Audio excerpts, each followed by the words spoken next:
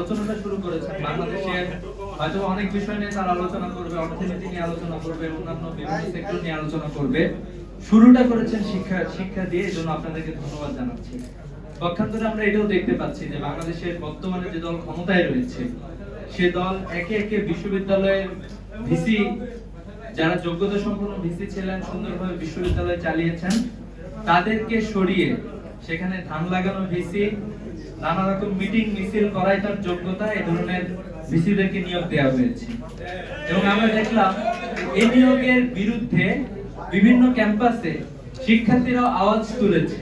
আপনারা দেখবেন যে গত দুদিন আগের ঘটনা, ডুয়েটে একই ঘটনা ঘটেছে যে শিক্ষার্থীরা, সকল শিক্ষার্থীরা, শিক্ষকরা মিলে প্রতিরোধ আন্দোলন গড়ে তুলেছে এবং আমরা দেখলাম সেখানে নির্মমভাবে হামলা চালানো হয়েছে বলে আমরা দেখেছি।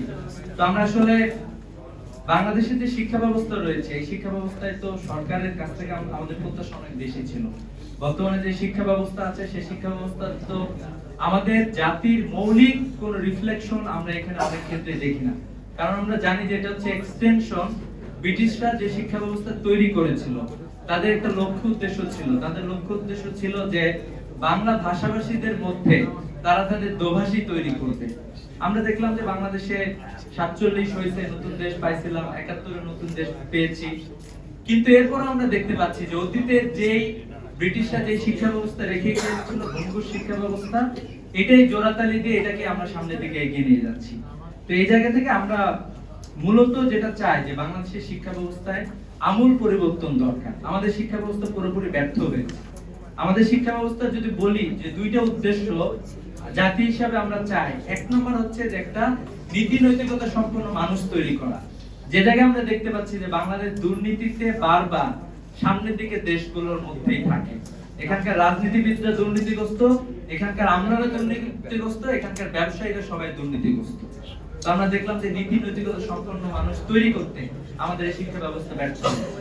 আরেকটা বড় ব্যর্থতা, যে শিক্ষা ব্যবস্থা স্কিলড ম্যানপাওয়ার তৈরি করতে ব্যর্থ হয়েছে। আমরা দেখি যে দিনের পরে দিন শুধু আমাদের বেকারত্বের সংখ্যা বেড়েই যাচ্ছে বারবার। এবং যে শিক্ষা ব্যবস্থা দেয়া হয়, এই শিক্ষা ব্যবস্থায় মৌলিক কোনো গবেষণা নাই যে আমাদের মার্কেটে কোন চাহিদা আছে সেই আলোকে। আমি যে একটা ডিপার্টমেন্ট খুলেছি একটা বিশ্ববিদ্যালয়ে, সে কি মার্কেটের আলোকে আমার ম্যানপাওয়ার প্রডিউস করতে পারতেছে? আমরা তো দেখছি এখানে ব্যর্থ হচ্ছে। আমরা বলি যে আমাদের চাকরি বাকরির অভাব, তরুণরা চাকরি পাচ্ছে না, কিন্তু পক্ষান্তরে আমরা এটাও দেখতেছি ভারতের মতো একটা রাষ্ট্র, যে রাষ্ট্রের জনগণ পৃথিবীর বিভিন্ন দেশে তারা ছড়ায় ছিটায় আছে। আপনারা একটু অস্ট্রেলিয়া দেখবেন, যখন ভারত আর অস্ট্রেলিয়ার খেলা হয়, তখন ভারতের সাপোর্টার অস্ট্রেলিয়ার সাপোর্টার চেয়ে বেশি থাকে।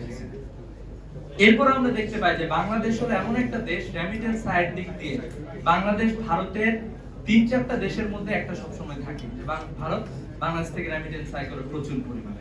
সে জায়গায় আমরা আসলে আমাদের শিক্ষার্থীদেরকে আমরা কোয়ালিফাইড হিসেবে তৈরি করতে ব্যর্থ হচ্ছি। আমরা এটাও দেখছি যে আমাদের যে এখানে উন্নয়ন বাজেটের কথা বলা হয়েছে, কিন্তু এটাও আমরা দেখতে পাই যে বারবার এটা বেড়ে যাচ্ছে এবং এটা হচ্ছে দুর্নীতির একটা বড় অংশ।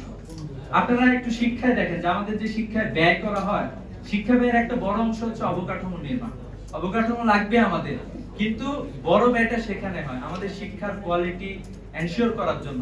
আমাদের শিক্ষকদের বেতন এশিয়া মহাদেশের সবচেয়ে কম হচ্ছে বাংলাদেশের শিক্ষকদের বেতন। আপনি একটু তাকায় দেখেন, বাংলাদেশে প্রাইমারি স্কুলের যা বেতন, ভারতে একই শিক্ষক তার বেতন হচ্ছে ডাবল। এভাবে করে আমরা দেখি যে বাংলাদেশের শিক্ষা ব্যবস্থায় সরকার বারবার ব্যর্থ হয়েছে। আমরা বারবার বলে এসেছি বাংলাদেশ ডেমোগ্রাফিক ডেভিডেন্টের মধ্যে আছে। এখানে তরুণ সংখ্যা অনেক বেশি।